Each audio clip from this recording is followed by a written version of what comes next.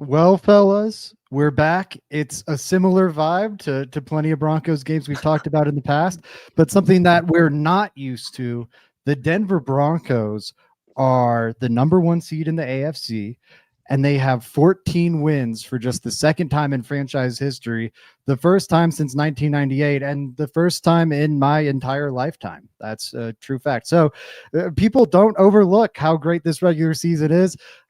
Joining me to break down this game and maybe a little bit of the regular season in general.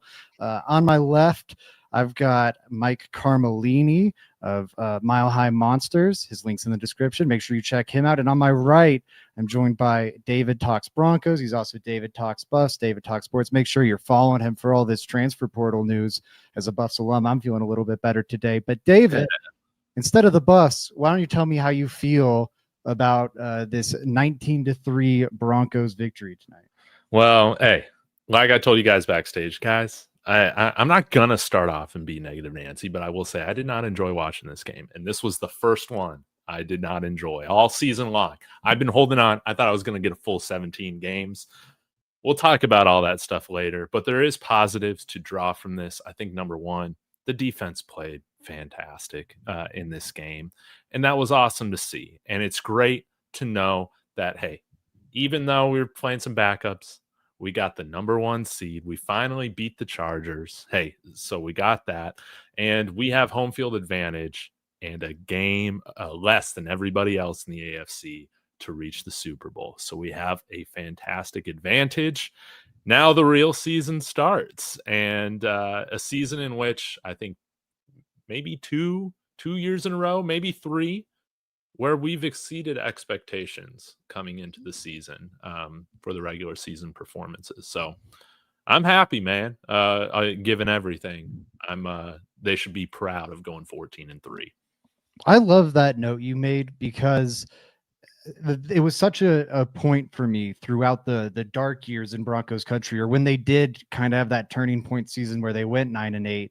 I was hammering the point of, man, it's nice to exceed expectations. Like, yes, the playoff drought sucks, but like Saints fans are happy with their season. They went 6-11. Saints fans are happy with their season because they exceeded expectations. So much of your enjoyment as a sports fan, and I think it's something we overlook too much, but so much of it is dictated by your expectations. Are you expecting it? Like, if this happened 3 years ago, no one would be going, well, I don't know, some of the games weren't that impressive. They'd be like, oh my God, thank God we won more than 7 games in a single season. This felt so nice, you know, but now we've gotten a little spoiled and gotten a little, rich again. But nonetheless, I get where people are coming from. I think it's important to contextualize it all. Mike, what's your instant reaction on this one? I love it too. I like what David said about, both of you actually talking about expectations. The one person whose expectations this team did not exceed are Sean Payton's. He called his shot before the season started. 3 goals, right? Take the West, done. Best seed for the playoffs. Literally got the best seed in the playoffs and get to the Super Bowl. Number 3 is outstanding. He expected this, and more importantly, Zach, this team expected this. We had reports recently, and I forget who it was, about people hearing Sean say that and then going home and telling their families, this is our Super Bowl window's open now. And I thought that was a really cool quote. I don't remember. I think that was our guard that was injured. God help me. David, who the hell was our guard that was out for like 4 weeks? Ben Powers. Thank you. Ben Powers said that like yesterday. He's like, we all felt this way. Like, we expected to win the West. We expect to win the first seed, and we expect to go to the Super Bowl.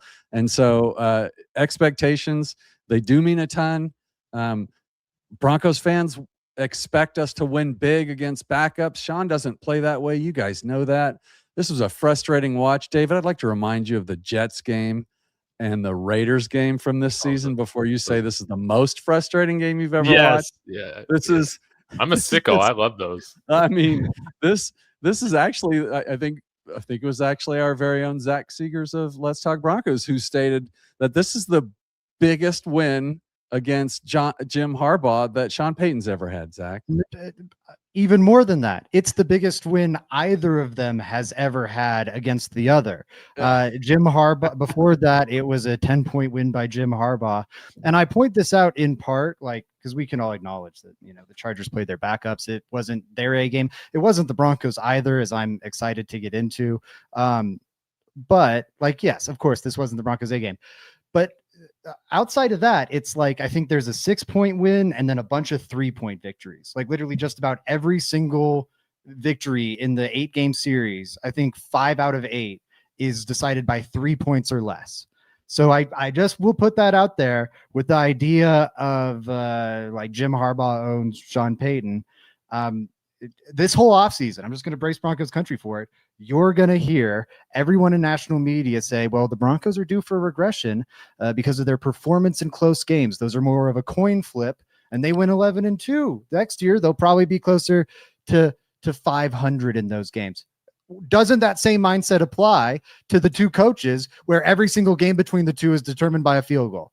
Maybe that's kind of a coin flip too. And we're talking about like a sample of 8, and just because you flip a coin 8 times and it goes head 6 doesn't mean you got a fake coin. Just saying.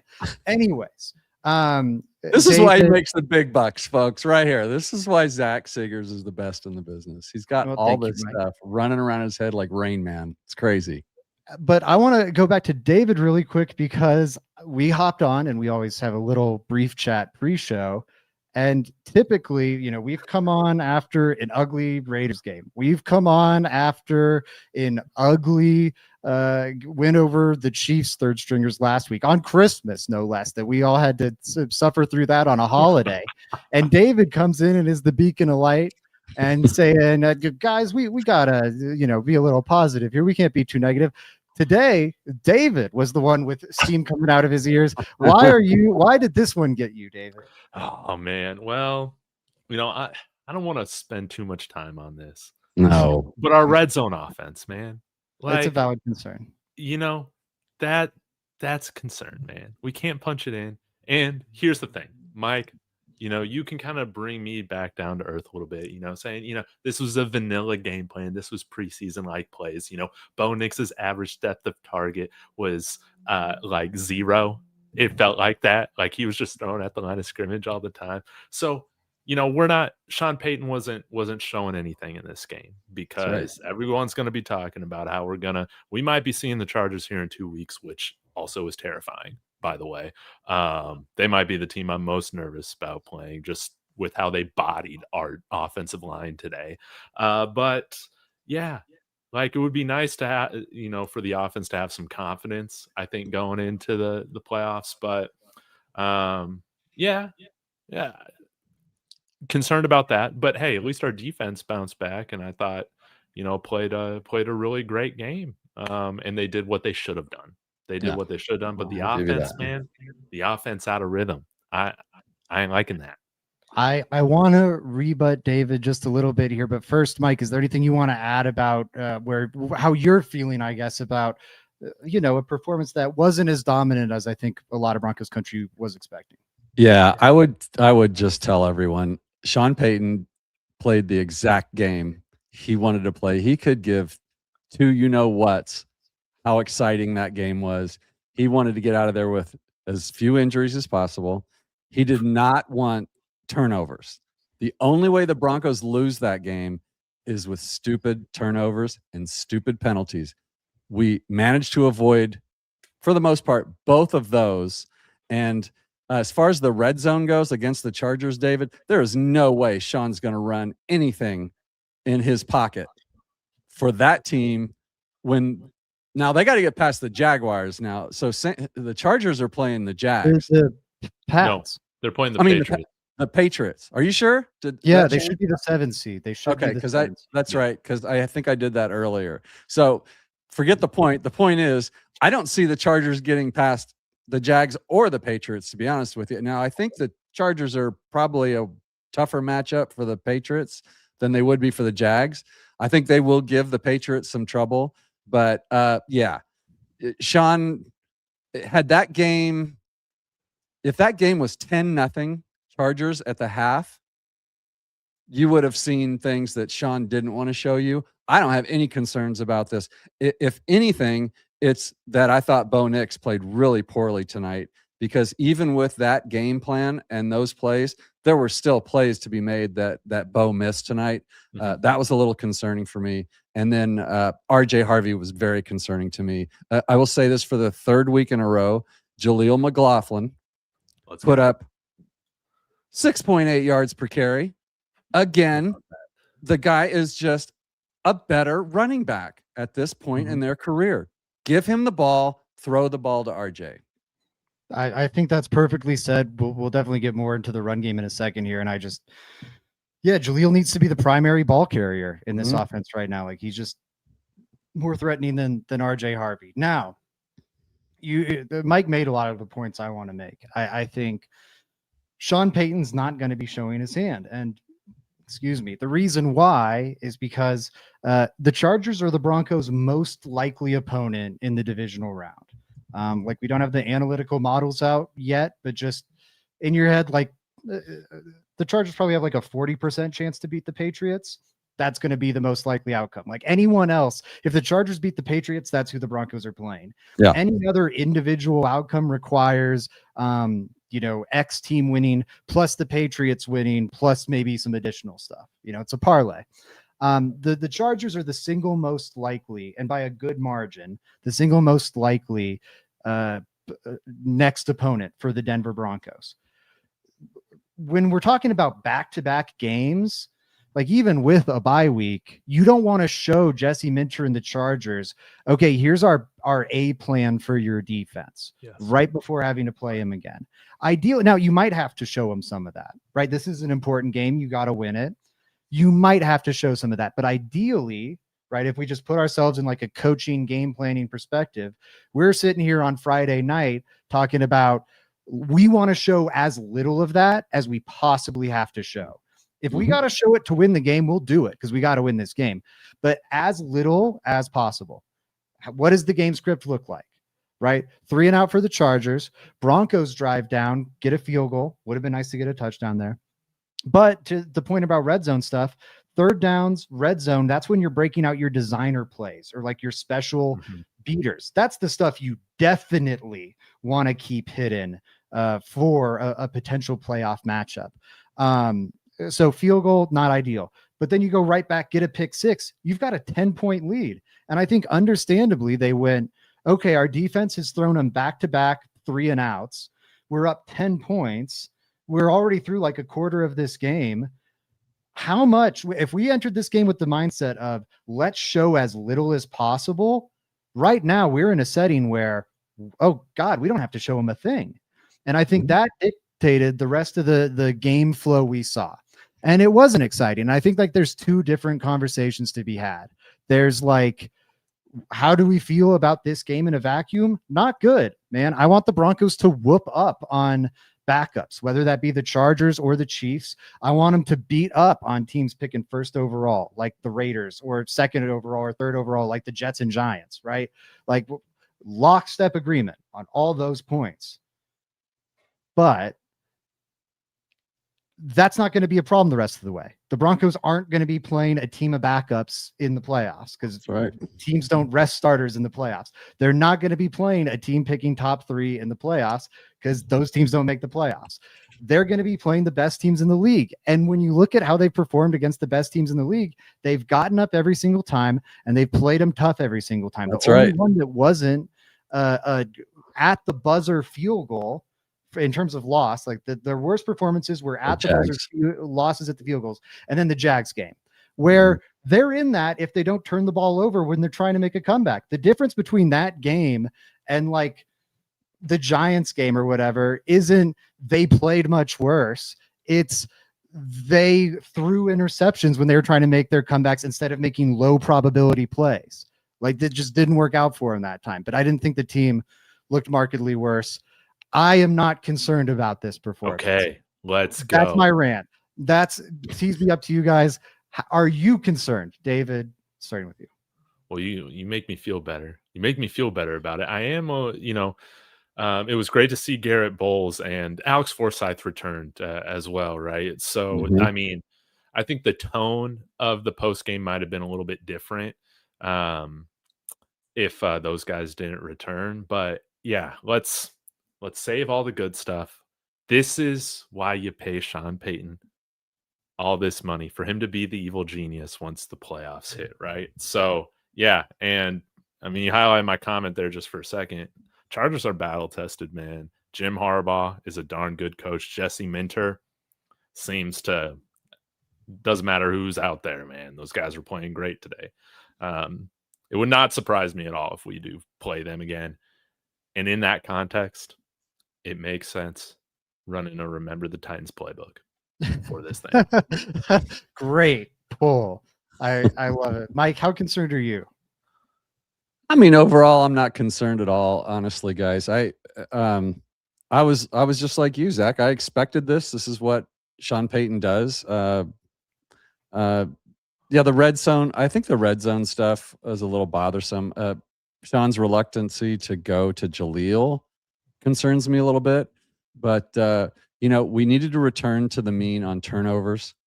We're starting to see that, which is a really good sign. And then we just had our first score on defense since Benito in 24, I think. Dang. So this is so I'm actually fine. I mean, I'm not going to sit here as a lifelong Broncos fan and complain too much about what I've seen. And I guess complaint is different than concerns.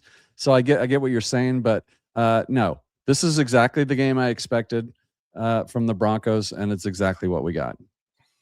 Yeah, and I'm kind of in a similar boat. I will say the thing that does worry me, the offensive line a little bit. I think specifically in a matchup with the Chargers, they kept talking about it throughout this game, but this was like the second highest pressure rate they've allowed in any game this season. It might have even been the highest, but the top two now are games against the Chargers. And just talked about how likely it is they see him again. All right, guys, Sean Payton, time to spend this bye week looking at different protection rules or protection plans for this Chargers defense, because it clearly wasn't good enough today. Yeah. And Bo Nix, you highlighted it, I think, in your instant reaction, Mike, but this was a Bo Nix game that looked more like the version of Bo we saw the first 10 weeks of this season. I thought the accuracy was scattershot. I thought there were open receivers downfield he missed. There was Mims on a seam, going down the seam, versus cover 3. I thought Nix could have tried that window. Again, I think they probably approached this with a conservative game plan. So I get why maybe he went, hey, the one thing that's going to kill us here is interceptions. Let's just, check it down here. That said, it's third down. If you throw an interception on the deep ball, that's effectively a punt. Like you can take that risk. So there's that. There were some like check downs where, again, he just missed on it. It was weird. They highlighted a Pat Bryant deep route that Bo had him come open on that he just didn't see. Mm-hmm. So I thought it was a bit of a step back from Bo and the offensive line. If we want to talk about worrying, that's what worried me. But again, I don't know how much stock to put into it, because I think Sean Payton had Bo playing with one hand tied behind his back this game. And Jesse Minter's given him problems anyway. So a little troubling, but that's about it for me. Do you guys have any thoughts on that? Mike, I'll start with you. Yeah, I think I think that defense does scare me probably there more than even the Texans in some ways, because of their ability to do that. I also think that they were just playing with reckless abandon. And that combination of them just going all out, running over our offensive line, knowing that the Broncos aren't going to try and punish them with a deep ball, all just kind of like melded together for a perfect storm for them to do this against Bo tonight. Like there was no threat. Just like you said, we weren't going to take any chances. We weren't going to try and make them pay for coming after Bo like that. And Sean wasn't really going to adjust to it. All he was going to say to Bo was, hey, if you got to take a sack here, take a sack here. Don't risk the ball. I mean, I see it. I didn't like it. A lot of people are down on the O-line. I know the numbers are going to be terrible. The EPA is going to be like 3% or some crap. Like, I mean, it's going to be bad. But at the end of the day, this to me, here it is, guys. This is like a preseason game to me. You can't take much away from a preseason game. I feel that way about this game. It's 19-3. We won the game. We're the top seed in the AFC. How we got there, yeah, it was ugly. But again, Sean, this is a guy that paints the home practice field the color of the opposing team when they go on the road.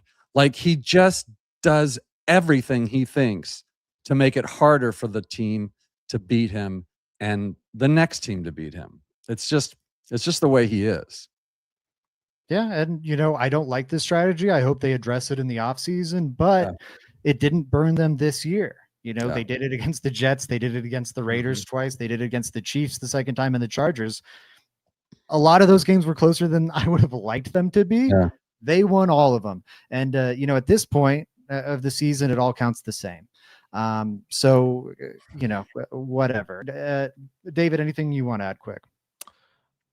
I like that perspective. Looking at this as kind of a preseason game.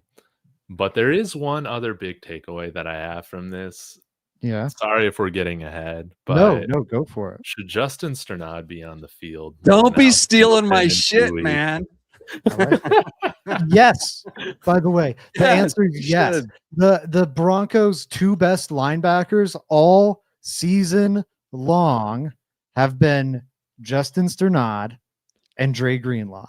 And Dre Greenlaw hasn't been on the field much, but that, and also that should be their linebacking room next year. Yeah. Re-sign Strnad, draft a dude somewhere in like the top 75 who can be like the long-term answer, because I don't know if Greenlaw's really working out. But we got Drew Sanders coming back. So no, he hasn't. He's more injured than Greenlaw. Yeah. And I'll say not to. I hope I'm wrong. I've been wrong about Drew Sanders before. Last year, I was throwing in the towel on him, and then he came in down the stretch and made a pretty nice impact. At this point, I think the Broncos chose not to bring him off IR because they're not the biggest fans, and they just went, we'd rather use that activation on someone else. That doesn't mean now I think they put him on IR because they went, we don't want to cut this guy. We'd like to keep him around. But I don't think he had a season-ending injury. I think they didn't want to give him a final roster spot, and they also didn't want to cut him. And he was injured. This happens all the time in the NFL, by the way. And he was injured, so you hide him on the IR for a year. And maybe he bounces back next year and he makes the 53. But I think it's a not great sign. That's my take. 100%.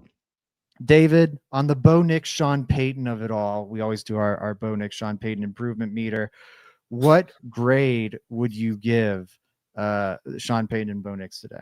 Maybe I'm I am kind of a perpetual optimist. So, you guys are helping me get in a little bit better of a mood after this. So you're welcome. I'll give a stock up for Sean Payton for taking care of this game. How about this? Is this the first time all year when we've been favored, we've covered the spread? Is that the first time this year? Right? 19-3, 13.5. I bet they did against the Bengals and the Cowboys, but we weren't favored in those games, I don't think. Oh, as a favorite. Covered the spread when we were favored. Well, Bengals, they probably were, right? Because that was Jake Browning at home. I don't think we were. favored in that game, which was crazy. Yeah.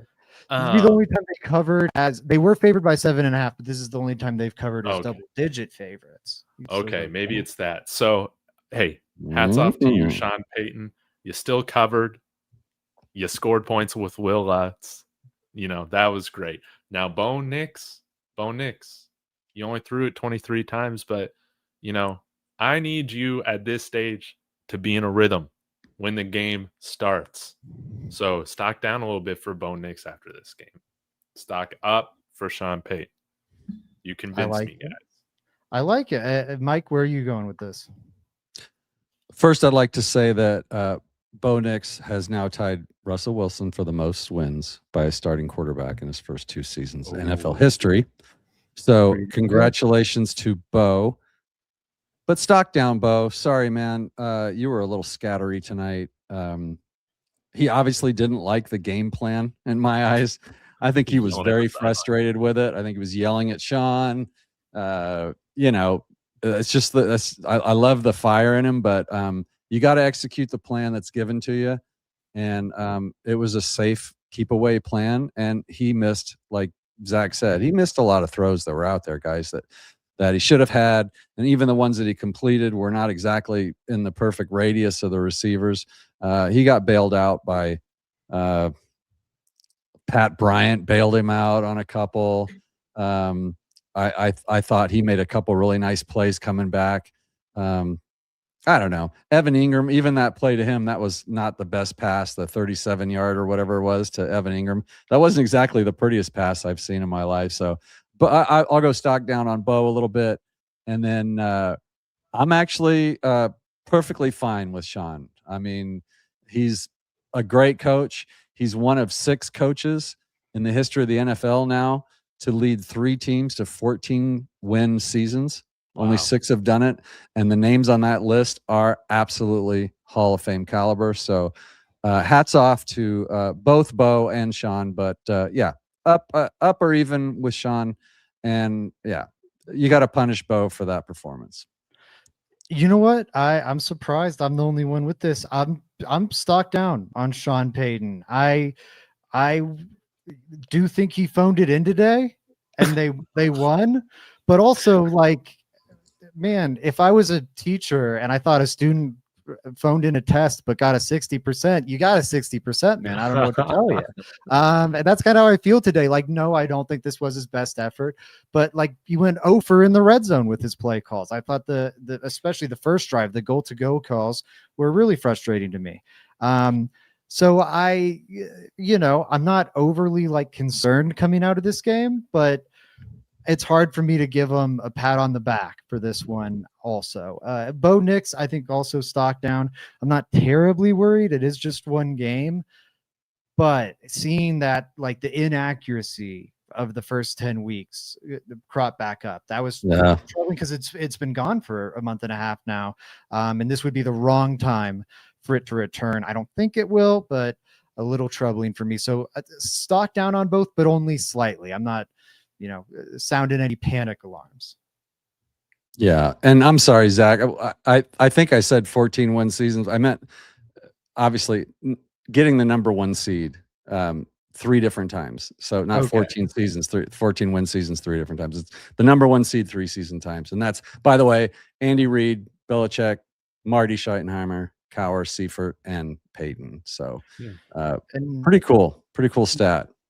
Now it's just he and Bill Belichick in terms of 5 13-win seasons too. He already did that going into today, but that's right. Yep. Pretty damn impressive.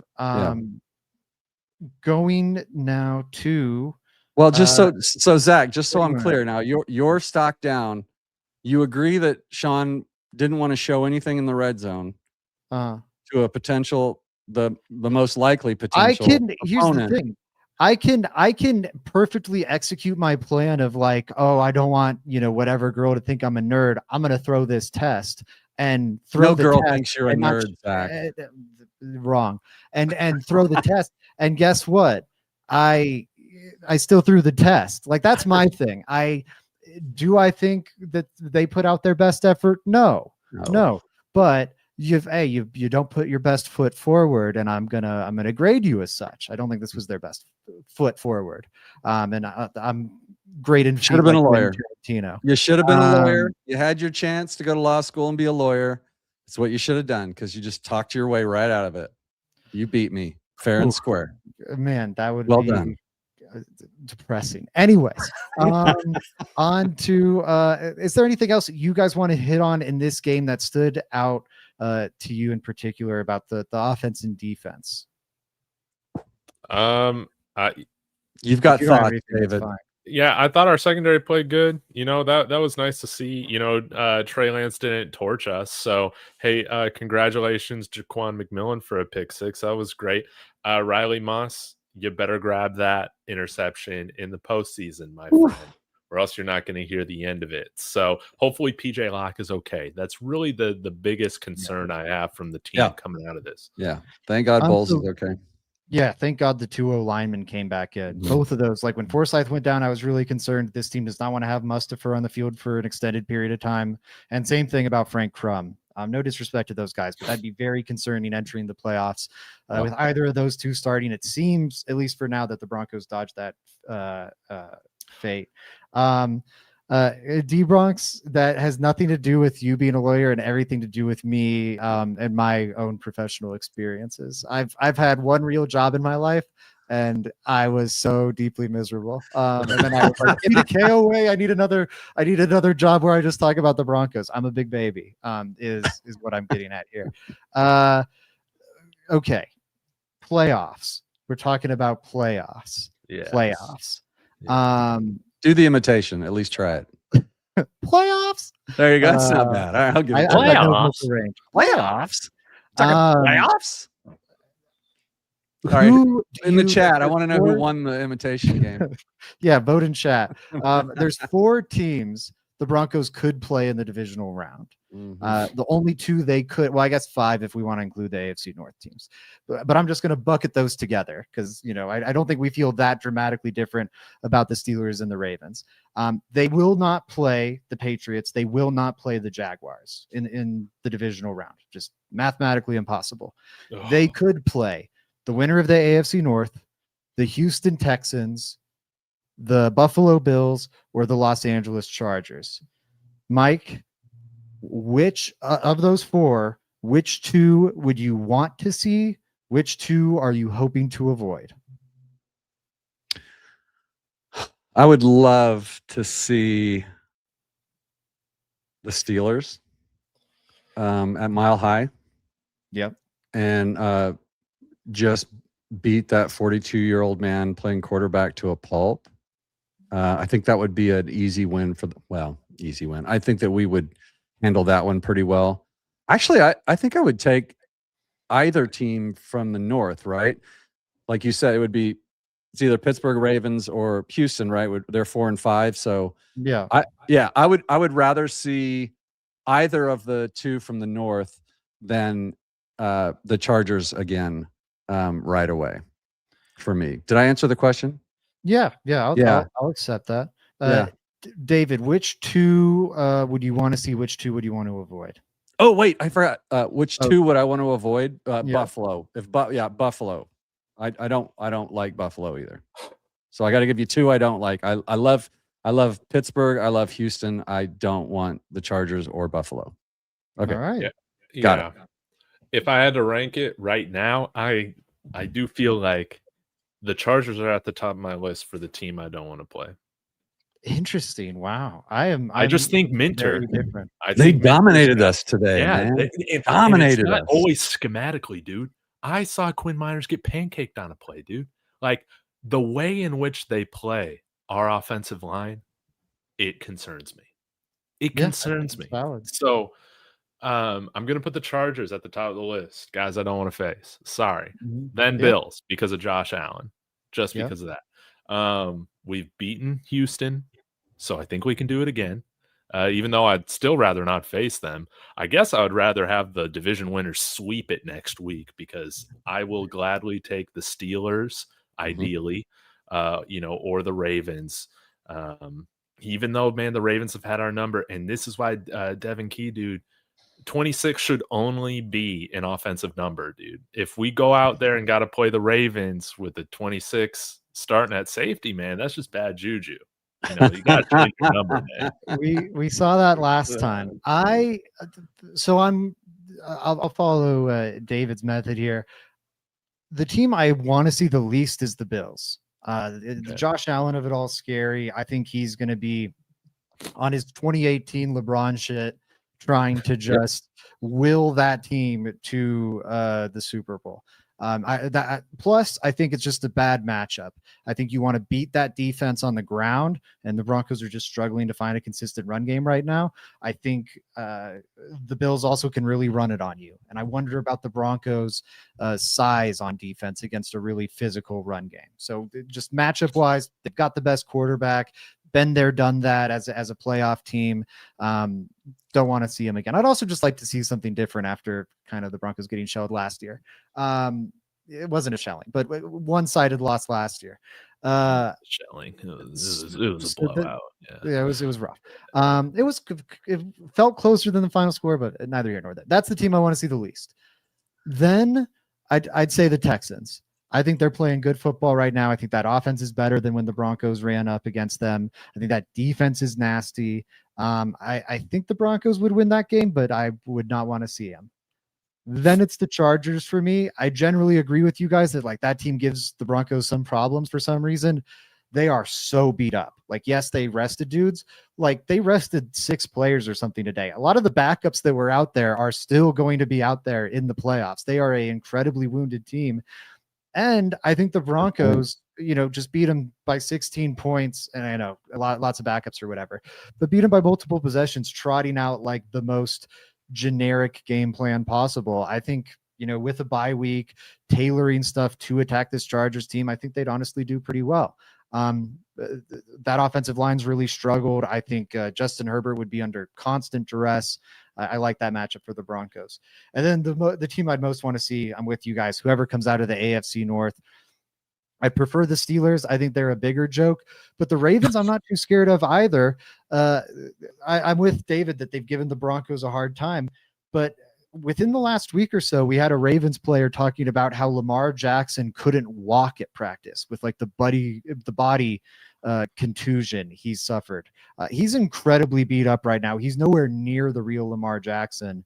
I would feel fairly good about that matchup too. So that's how I would rank the 4. Any other closing thoughts on that before we get to stars of the game or anything else? I think we all generally agree.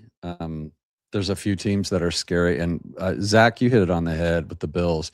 Josh Allen, it's like that team is at that level now that this is a bad comparison, but like kind of like the Patriots used to be, or like how the Chiefs got, like they don't give a shit about the regular season so much anymore.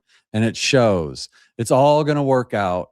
They're losing when they don't, they just kind of, they almost played it a little too much this year and got themselves out of the playoffs. But I think when the lights come on in the playoffs, you're going to see a different Bills team. And you're right. Josh Allen is not going to be denied. He's going to do that thing he does. And I kind of hope we see a little bit of that out of Bo Nix in the playoffs, that Sean finally lets the reins loose. We're going to find out, in the divisional rounds, how right or wrong I am.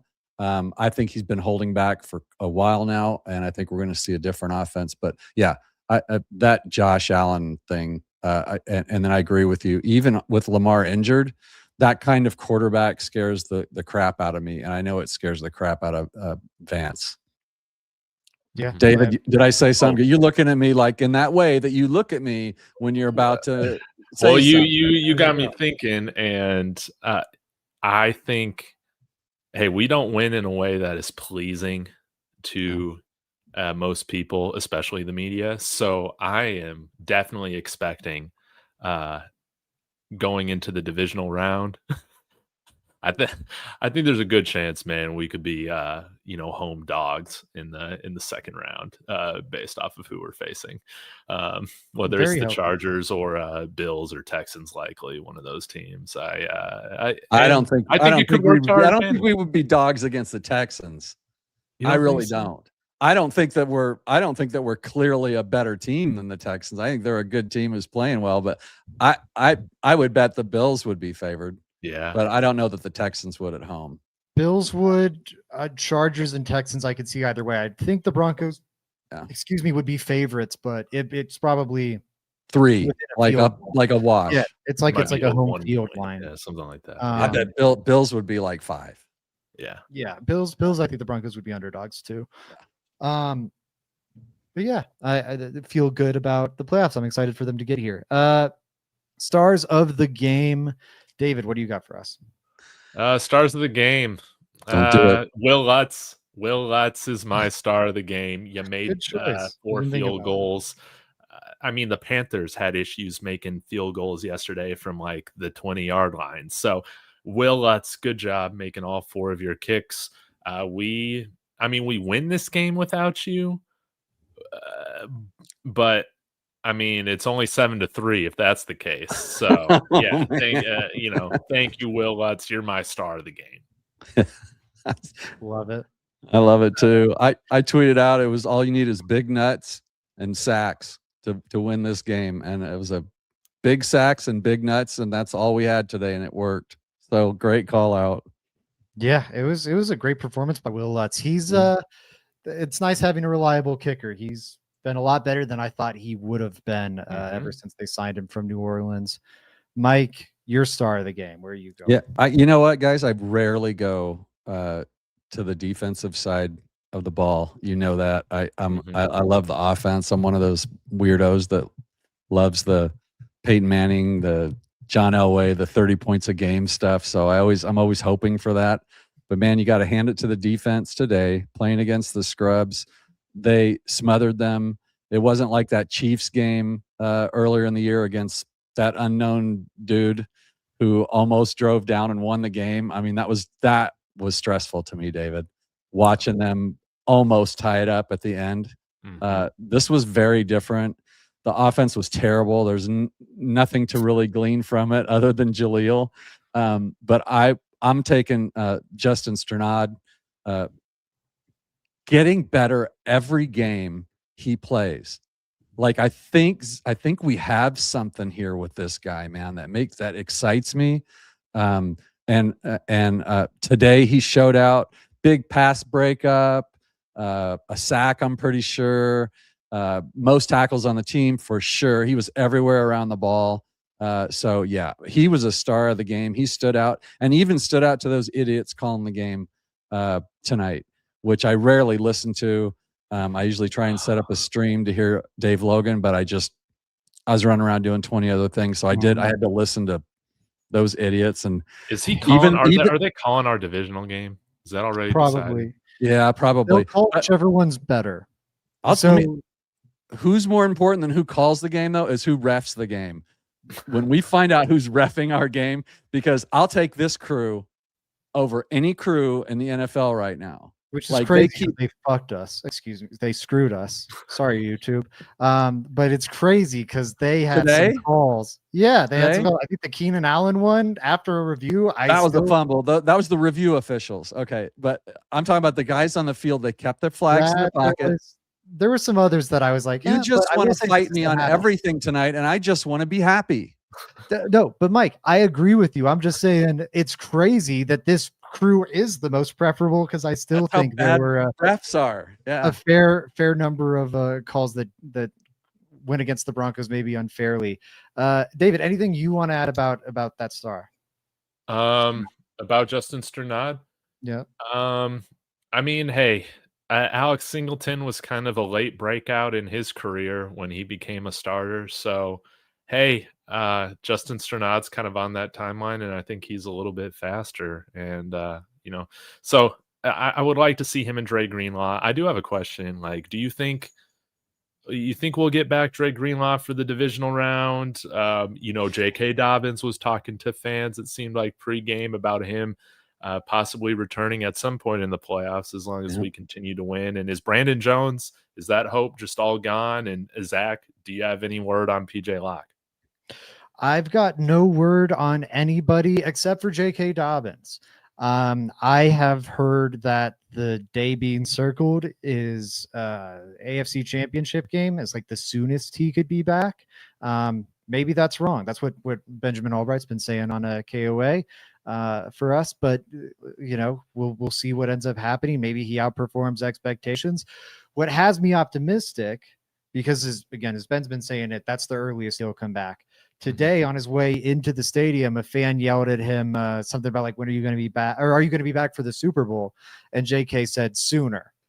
Well, if we know the earliest is the championship game, the only thing earlier than the Super Bowl in that time, it would be the championship game. I would take him for the AFC Championship game. Absolutely. I think that'd be a massive boost. They could really use some health. That is one thing I'm a little worried about with this one.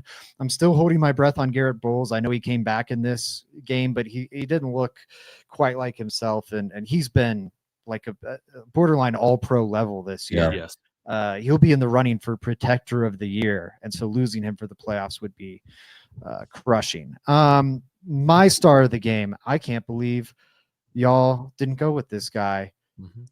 It's Jaquan McMillan. I mean, you guys gave me the filet mignon with the last You overall. deserve pick. it. I'll take it. Led the defense in solo tackles for whatever that's worth, but really, we know why he's number one. It's because the pick six. That was amazing. We were well overdue for some turnovers, for some defensive touchdowns, and finally getting some of that was really nice to see in this big spot. It felt like the ball started bouncing the Broncos' way some more in this one. I'm hoping that carries into the playoffs because as Sean Payton's been hammering home the last couple of weeks, they really need to get that turnover margin to be better. Jaquan McMillan, what do you guys think about his performance today, David? It was great. I'm happy for him. He's got a nose for pick sixes. So, yes, let's hope that's not the last pick six of the season for Jaquan McMillan, man. And I'm so happy he's a restricted free agent. We're going to be able to bring back the entire secondary next year, and that's very, very exciting. Yep, I'm with you there. Mike, how do you feel?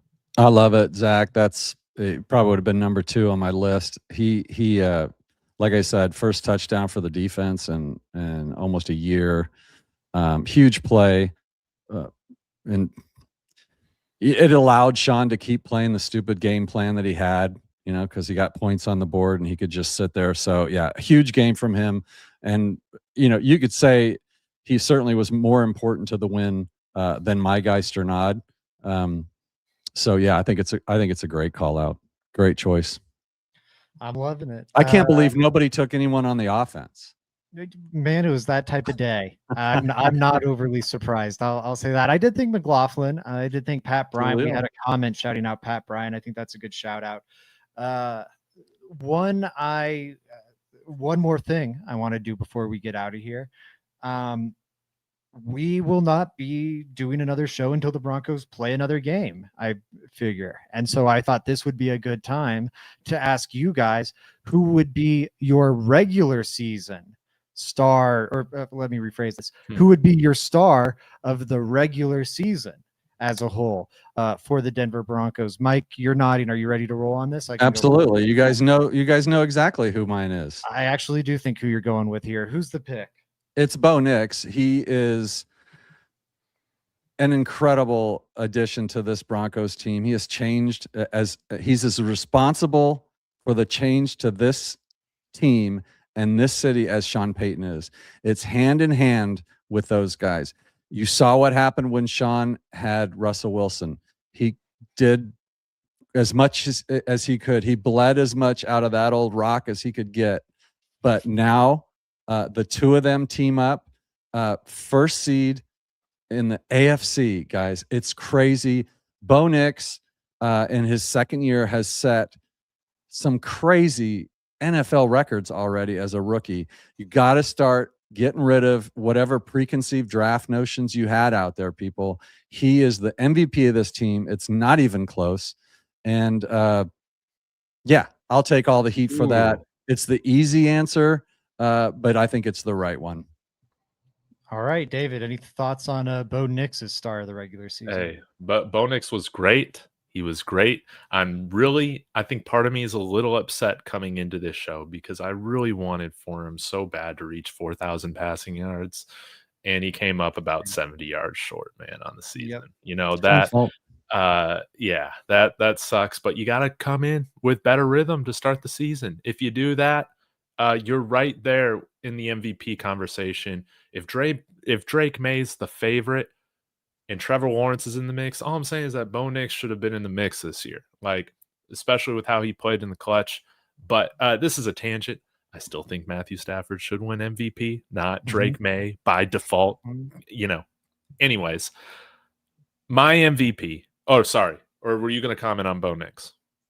No, I'll comment on Bo Nix really quick. I think if I was just to pick a MVP for the second half of the season, he'd absolutely be my choice. The first half of the season still is stuck in my craw a little bit, but I do.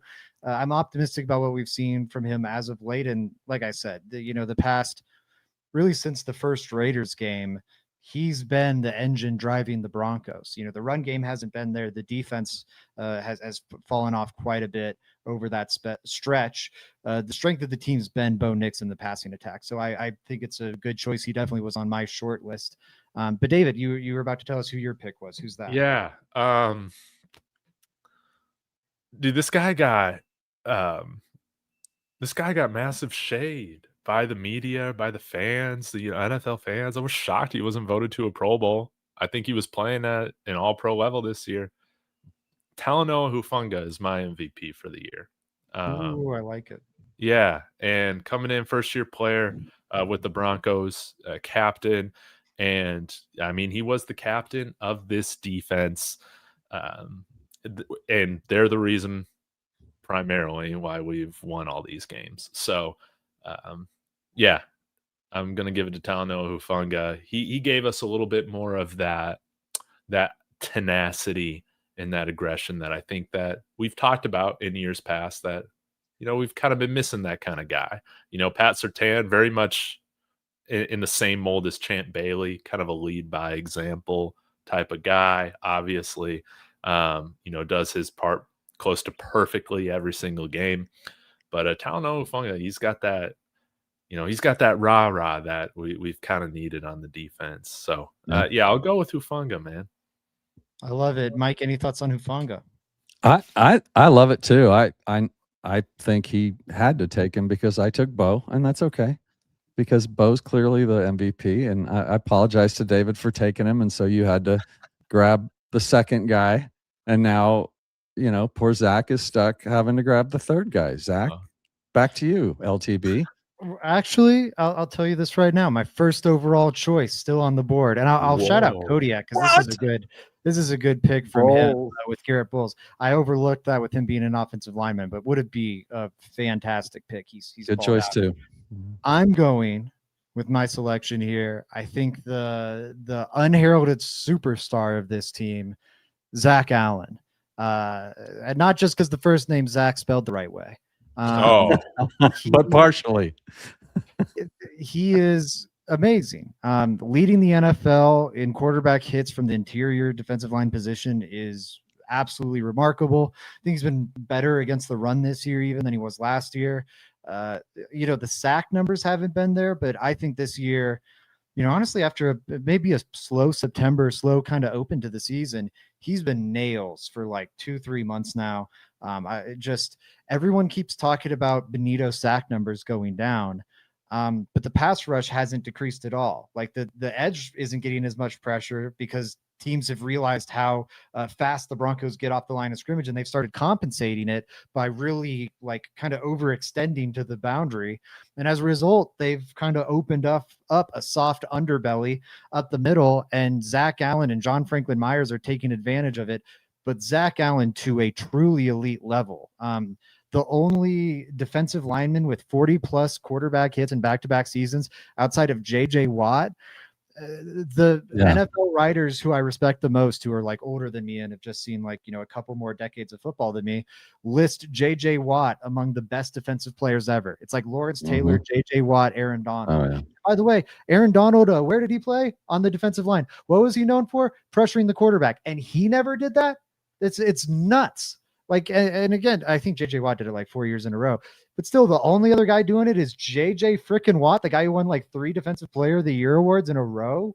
I'm not saying Zach Allen's J.J. Watt. Like, we're talking about a Hall of Famer versus an All-Pro, but he's still an All-Pro, and he's a damn good player. I think he's slight down season for Surtain, and I think Allen's been the straw stirring the drink for the defense down the stretch. He's my pick. Yeah, that's a great pick. You put all these guys, Hufanga and Allen, all are top 5 players on the team. So you add PS2 to that list. What's that? I said all respectable choices. Yeah, I mean, they're all top 5 players on the team. And it's great that we don't just have one player that you can make an argument for on this team. That's a good sign, because there's actually quite a few players that you could make a pretty decent argument. Like Bonito, even though he's tailed off. No one mentioned a huge strip sack in this game to seal it basically for us. So, it's a good play. It's a good problem to have. No, even though none Bo of is us obviously mentioned best. Surtain. He's been like the Broncos de facto MVP ever since the team drafted him, so he deserves some love. Garrett Bowles, we mentioned briefly. Hufanga is a great call. J.K. Dobbins, I don't think you could give him season-long MVP because he only played 10 of the 17 games, but I think he at least deserves a mention. Like, I think at the end of week 10, he might have been the team's most valuable player. Was doing a lot of heavy lifting for that squad. Really hope we see him back for that reason. Yeah, just like you said, Zach, you said if you're a little bit of the Bo Nix take or takeaway is that first half of the season, J.K. Dobbins would have been my MVP for the first half of the season. Clearly, he was the best player on the team at that time on the offense. If Dobbins doesn't get injured, I think, and that's a big ask from Dobbins. He's gotten injured, I think, every single year of his career. But if he hadn't gotten injured, I think we are having a radically different conversation about the Broncos going into the playoffs. I think we're talking about I think we're talking about an offense that's been top 5 for a month and a half with a top 5 to 10 rushing attack and a top 5 to 10 passing attack. Absolutely. And that's what the run game was before Dobbins got injured. That's what the passing game has been ever since Nick's got his mechanics right. And I am praying you get that version back, because if you get that version of the offense with the good run game and the good passing attack, it's fine if you get the defense we've gotten over the last month or so. That'll be good enough. Yeah, David, and having that pass attack without having any run game is even more impressive. And you're right. If we can, are we going to talk about Jaleel McLaughlin getting 6 carries, even though he's clearly running the ball better? Is that going to change, or is that just like, did he date somebody's daughter or something? What is going on there? I mean, the guy is clearly more comfortable out of the backfield picking the holes. RJ looked really, really bad in the run game tonight. I didn't see anything encouraging from him tonight. And he just, you add a few weeks of those together, you want him on the field, but 6 carries for Jaleel seems a little low for me when we could really use a running game. No, I think it's a great point. David, anything you want to add there? Just, hey, find the hot hand. I don't know. I think Jaleel might deserve that first series and, sprinkle RJ in.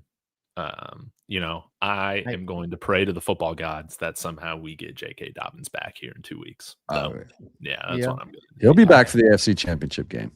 Fingers crossed on that. Absolutely. I do think Jaleel needs to be getting more touches going forward. That said, I think RJ Harvey needs to also remain part of the offense, because Jaleel McLaughlin is a huge problem in the passing game. I think the one reason why he isn't a larger part of the offense is not just he can't pass block, he's a really poor receiver too. How many catches does he even have on the year? I bet it's less than 10. It might be less than 5.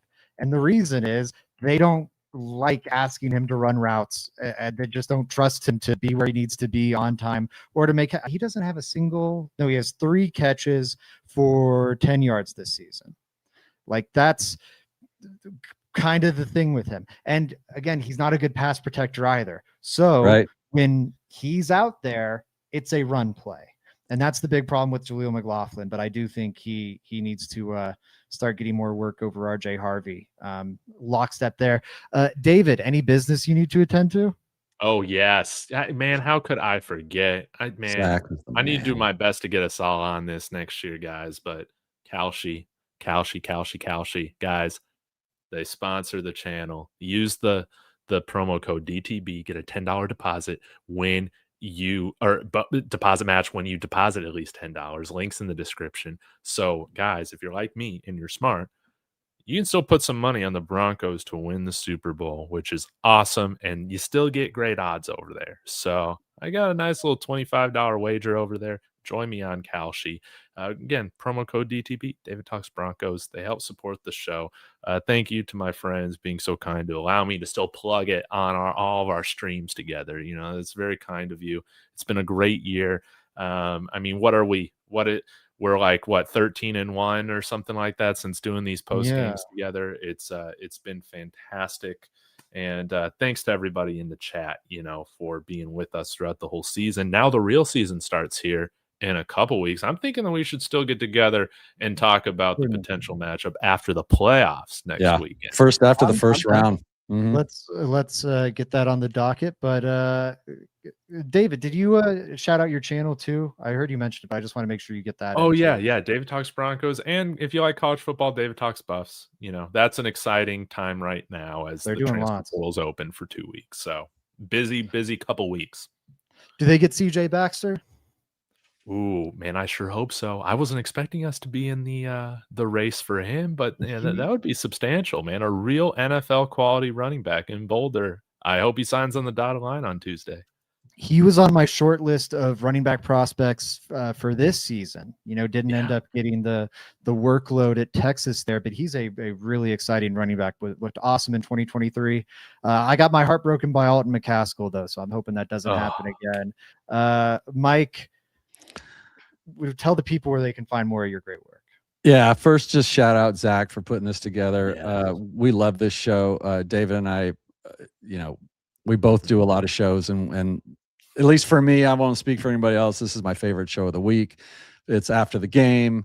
The prep is basically just watch a football game, watch the Broncos win, and then come out here and talk about it with your friends.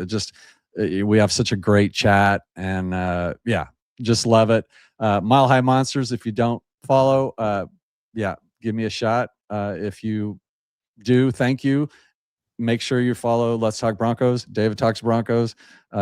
It's just been a blast this year, and hopefully we'll keep it going all the way into February and bring home the chip. What would be number 4? Let's go. Number 4, which importantly would tie the Chiefs atop the division and put the Broncos ahead of the Raiders all time. And based on the last 30 years, it's going to be. I don't think number 4 is coming to Vegas anytime soon. Number 1, they got the number 1 pick though. It's all going to come around. Wait till the offseason. It's going to be their year. Just because you teed me up for it, the final take, I'm glad the Raiders got the number 1 pick, because now instead of doing something smart like trading back and getting assets to build up that tire fire of a roster, they're going to throw a number 1 overall quarterback into that tire fire of a roster. And you know what happens when you throw a kind of meh quarterback prospect into a tire fire of a roster?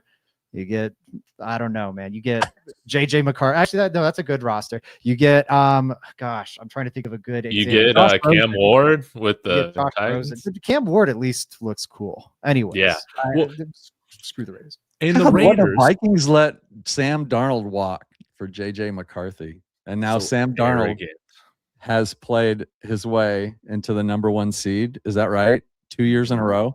Mm-hmm. Yeah, yes. Crazy. That's just criminal mismanagement of a football team, man. And who are the offensive coaches if you're the Vegas Raiders that you hire? Clint Kubiak isn't going to. They're all gone. Everybody's gone from the Raiders. Mike McCarthy. That's all you got. It's.